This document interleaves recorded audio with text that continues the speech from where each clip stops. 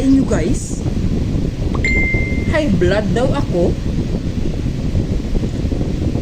Kaninang madaling araw, alauna, sumakit ang aking liig.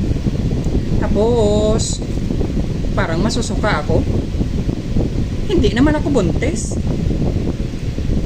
Kaya ito ngayon, nagpo-prots lang ako. Kaninang pag-check ako ng aking BP, 156/88. High blood daw ako. Hindi naman ako naakig. Hindi naman ako nagagalit eh. Bakit ako high blood? Ay, may boto pala. Kaya guys, pros na lang tayo muna. Ito lang ating kakainin muna eh. Bawal muna ang rice ha.